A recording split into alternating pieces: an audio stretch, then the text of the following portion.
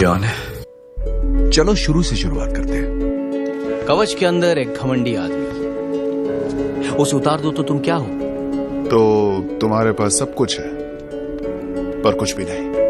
उम्मीद है वो तुम्हें याद रखें। बिलियनियर, जीनियस, प्लेबॉय, समाज सेवक, ये 4 वर्ड्स टोनी स्टार्क को डिफाइन करते हैं। तो क्या तुम्हें भी ऐसा लगता है? अगर हाँ तो शायद तुम गलत हो, क्योंकि भाई असली कहानी काफी गहरी है। क्योंकि भाई इस शाइनी सूट्स और इस चार्म के पीछे एक ऐसा इंसान छुपा है जिसका सफर उतना ही ज्यादा मुश्किल भरा रहा है जितना कि उसका डाउनफॉल। एंड इसीलिए आज हम लोग डीप डाइव करेंगे टोनी स्टार्क के इवोल्यूशन में। वो इंसान जिसने शुरुआत की थी एक ऑर्डिनरी मैन के रूप में और खत्म किया है कि ऐसी लेगेसी के साथ जो कि भाई मार्वल सिनेमैटिक यूनिवर्स को हमेशा के लिए बदल दिया। सो वीडियो को एंड तक देखो, क्योंकि आज हम लोग एक्सप्लोर करेंगे टोनी स्टार्क के राइज का एंड उसके डाउनफॉल का। सो चलो वीडियो के पहले सेक्शन पे बढ़ते हैं, जो कि है द राइज। अब इस कहानी की शुरुआत करने के लिए हमें वक्त में थोड़ा पीछे जाना होगा, यानी ईयर 2008 में, जहां हम टोनी स्टार्क को पहली बार मिलते हैं। टोनी स्टार्क एक ऐसा इंसान जो कि भाई इस टाइम पे दुनिया के टॉप पे था। एक ऐसा इंसान जिसके पास भाई दौलत भी थी, शोहरत भी थी और औरत भी थी। इनफैक्ट उसके पास वो सारी चीजें थी जो कि हम तुम जैसे आम आदमी इमेजिन भी नहीं कर सकते हैं। पर इन सारी चीजों के रहने के बावजूद क्या टोनी स्टार्क खुश था? तो भाई इसका जवाब है नहीं। भले ही मूवी में हमें टोनी स्टार्क एक बहुत ही ज्यादा कॉन्फिडेंट कैरेक्टर दिखाया गया है, एक टेंशन फ्री कैरेक्टर दिखाया गया है, बट भाई इस ब्रैश कॉन्फिडेंस के पीछे एक डीपर ट्रूथ छुपा हुआ था। एंड वो ट्रूथ ये था कि टोनी स्टार्क लॉस्ट था। क्योंकि जैसा कि तुम लोगों को पता होगा कि काफी यंग एज में टोनी स्टार्क के पेरेंट्स मर जाते हैं। एंड जब तक वो जिंदा भी रहते हैं तो उनके रिलेशंस टोनी स्टार्क के साथ कुछ अच्छे नहीं थे, स्पेशली टोनी स्टार्क का उनके फादर के साथ। एंड आगे जाके टोनी स्टार्क और ज्यादा तब लॉस्ट हो जाता है जब उसे पता चलता है कि भाई उसके वेपन्स दुनिया में शांति नहीं ला रहे, बल्कि उसके वेपन्स दुनिया में अशांति फैला रहे। क्योंकि भाई टोनी स्टार्क स्टार्टिंग से यही समझता था कि उसके वेपन्स दुनिया में शांति फैलाने के लिए यूज होते हैं, एक दूसरे की हेल्प करने के लिए यूज होते हैं। बट भाई जब टोनी स्टार्क टेररिस्ट के हाथों किडनैप हुआ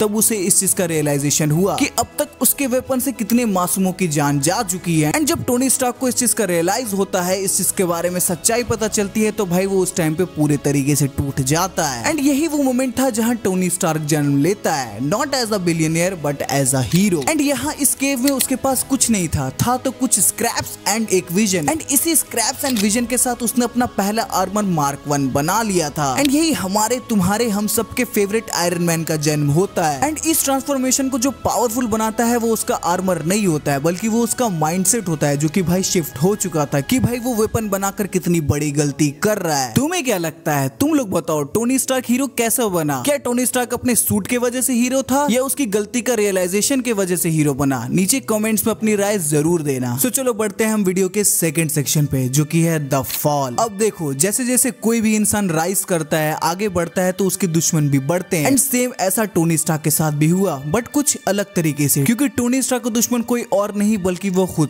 था। खुद टोनी स्टार्क का ईगो ही उसका सबसे बड़ा दुश्मन बन गया था। एंड ये सिनेरियो हम आयरन मैन 2 में देखते हैं। क्योंकि आयरन मैन 2 में हम एक ऐसे इंसान को देखते हैं जो कि भाई अपनी ही मेंटालिटी के साथ स्ट्रगल कर रहा है, अपनी ही चॉइसेस के कॉन्सिक्वेंसेस को फेस कर रहा है और सबको अपने आसपास से दूर करता जा रहा है। एंड यही नहीं, उसका ऑब्सेशन खुद को लेकर इतना ज्यादा बढ़ जाता है कि भाई वो सबसे दूर होता जाता है। क्योंकि भाई तुम मानो या ना मानो, बट भाई टोनी स्टार्क स्टार्टिंग से हर कुछ खुद ही कंट्रोल करना चाहता था। टोनी स्टार्क का नीड टू कंट्रोल एवरीथिंग वाला एटीट्यूड उसके कैरेक्टर को स्पॉइल करता जा रहा था, उससे उसके लव वंस को दूर करता जा रहा था। एंड उसकी यही एटीट्यूड की वजह से उसने अल्ट्रॉन बनाने की भी गलती कर दी थी। क्योंकि जैसा कि तुम लोगों को याद होगा कि टोनी स्टार्क ने बिना किसी से पूछे, बाकी किसी एवेंजर्स की राय लिए, उसने अल्ट्रॉन बनाने का फैसला ले लिया है। एंड भाई उसने ब्रूस बैनर के साथ मिलकर अल्ट्रॉन बना भी लिया था। एंड मुझे तुम लोग को बताने की जरूरत नहीं पड़ेगी कि भाई ये कितना बड़ा बैकलैश हुआ था टोनी स्टार्क के ऊपर। एंड यही वो मोमेंट था जो कि टोनी स्टार्क का फॉल दिखाता है, not just as a hero but as a man. उसने दुनिया को बचाना चाहा, लेकिन अपने एरोगेंस के वजह से वो दुनिया को ऑलमोस्ट डिस्ट्रॉय कर देता है अल्ट्रॉन बनाकर। एंड यही कारण था कि उसके एवेंजर्स के साथ भी उसके रिलेशनशिप्स खराब होने लगते हैं, स्पेशली स्टीव रॉजर्स के साथ। एंड टोनी स्टार्क की नीड टू कंट्रोल एवरीथिंग वाला एटीट्यूड उसे बर्बाद कर रहा था, उसे एक ट्रू हीरो बनने से दूर कर रहा था। बट जैसा कि तुम लोगों को पता है कि टोनी स्टार्क अपनी गलतियों से हमेशा सीखता आया है। एंड इसी के बारे में हम सेक्शन 3 में बात करेंगे, जो कि है रिडेम्पशन और सैक्रिफाइस। अभी जैसा कि मैंने तुम लोगों को बताया कि टोनी स्टार्क हमेशा अपनी गलतियों से सीखता आया है, लेकिन टोनी स्टार्क सिर्फ गलतियों के बारे में नहीं है, वो रिडेम्पशन के बारे में भी है। क्योंकि भाई एवेंजर्स इन्फिनिटी वॉर में हम देखते हैं एक ऐसे ऐसे इंसान को जिसने भाई अपनी गलतियों से सीखा है। अब उसका कंट्रोल टू नीड एवरीथिंग वाला एटीट्यूड बिल्कुल खत्म सा हो गया था। एंड टोनी स्टार्क में ये बदलाव तब आया जब दुनिया को सबसे ज्यादा जरूरत थी। एंड यही कारण है कि एवेंजर्स इन्फिनिटी वॉर में टोनी स्टार्क बाकी सारे एवेंजर्स के साथ नीडर खड़ा रहा। लेकिन जैसा कि तुम्हें पता है कि ये भी काफी नहीं रहा था थैनोस को रोकने के लिए। खैर थैनोस को अभी छोड़ते हैं, हम सीधा कहानी के एंड पे बढ़ते हैं, जो कि है the ultimate sacrifice. Avengers end game में टोनी स्टार्क सिर्फ अपनी जान दांव पे नहीं लगाता है, वो अपनी लेगेसी को भी दांव पे लगाता है। उसका डिसीजन इन्फिनिटी स्टोन्स को यूज करने का सिर्फ एक हीरोइक एक्ट नहीं था, बल्कि ये अंत था उसके सफर का,